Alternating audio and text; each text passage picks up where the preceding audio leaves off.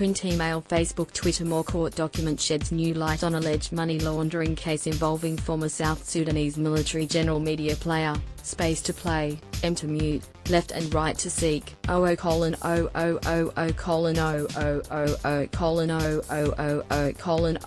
many Australians struggle to save a deposit for a home, let alone pay for a property in full. So how did then 22-year-old South Sudanese manage to buy a $1.5 million property in Melbourne upfront in 2014 when he had only ever earned welfare payments and lived in housing commission? That is the question he must now answer in the County Court of Victoria, where the AFP launched civil action under the Proceeds of Crime Act, but not criminal charges.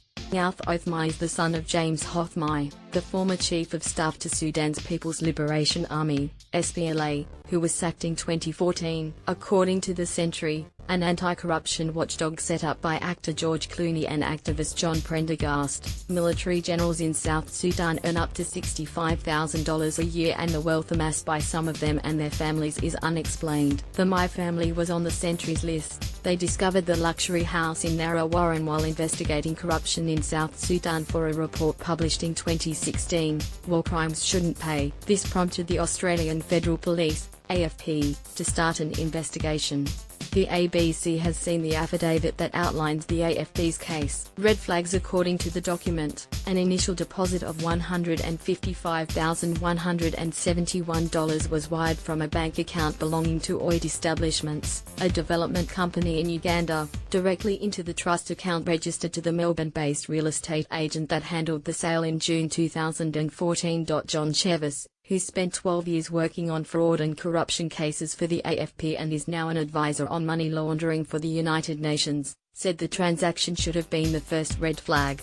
The real estate agents involved in the sale of the house in Australia should have conducted their own due diligence on the source of the funds, although Australia's anti-money laundering laws do not currently require it, he said. The AFP investigator claims the balance of the $1 million property and a luxury car was paid by money that was transferred from Africa International Australia Bank, NAB, business accounts held by a luxury car business registered in South Sudanese name. The NAB said in a statement that it conducts checks and due diligence on all customers. However, this case raises serious questions around its banking process.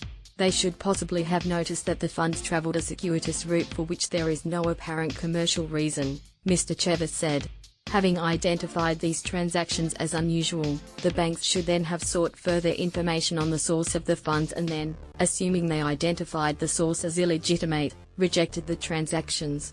Where did the money come from? That circuitous route is revealed in the AFP's affidavit. More than $1.5 million was transferred in 5 installments from companies located in Uganda and Kenya, sometimes going through banks in Dubai, into the NAB business account registered to a luxury car business, Sports Cars Dealers, a company where the former general's son, South Sudanese, was both director and majority shareholder. The AFP stated the company did not trade any vehicles. The police alleged the unexplained payments came from companies owned by 2 businessmen, Humphrey Kariuki and Idro Taban, both known to the anti-corruption watchdog, The Century.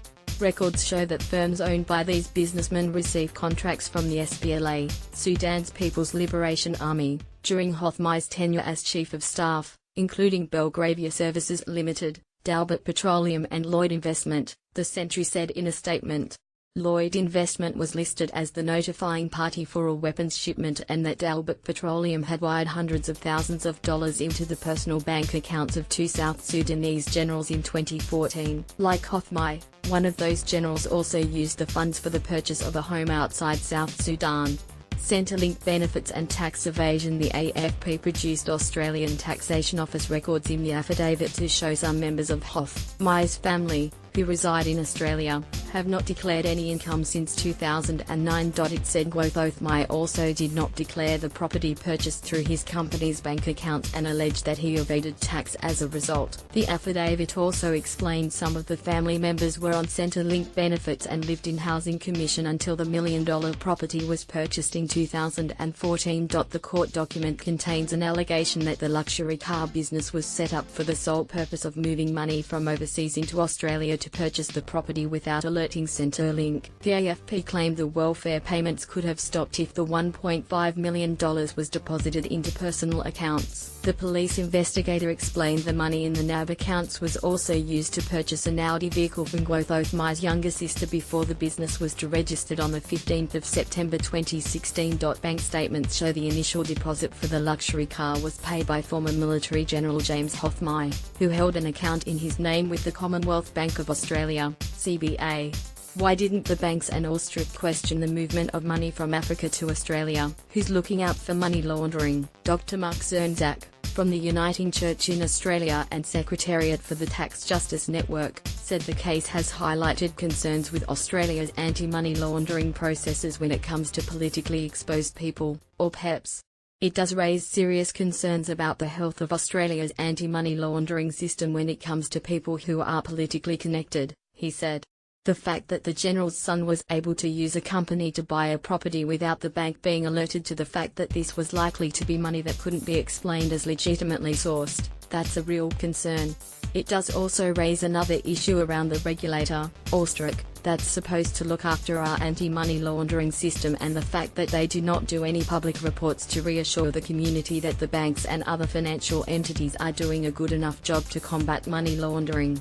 The Financial Action Task Force, FATF, an international body that sets global standards for combating money laundering, recommend banks perform due diligence on personal and business accounts that belong to anyone who does or has previously held a prominent public position in any foreign government, including high-ranking member of the armed forces, and their immediate family. Austric is not in line with FATF's standards because it does not consider a person politically exposed after they leave office. That can make it easier for proceeds of corruption to be laundered into Australia's economy, and is one reason FATF delivered a scathing review of Australia's anti-money laundering processes in 2015. The banks, through which these funds moved, should have noticed that the source, an ultimate beneficiary of the funds, was linked to a former senior-ranking member of the military in a country that is known to have issues with corruption, Mr. Chever said. The Royal Commission into Misconduct in the Banking, Superannuation and Financial Services does not currently cover banking failures with respect to money laundering, and there are suggestions that maybe it should. Engagement in high-risk and less than ethical behaviour uncovered so far in the Royal Commission is almost certainly also present with respect to money laundering, Mr. Chever said. Mr. Chever said financial intelligence units in the various countries through which these funds moved, including Austric, should have also been alerted to the suspicious transactions. They perhaps should have noticed that the source and beneficiary was linked to a PEP and that the funds were being moved in a manner that is a potential red flag for money laundering, he said.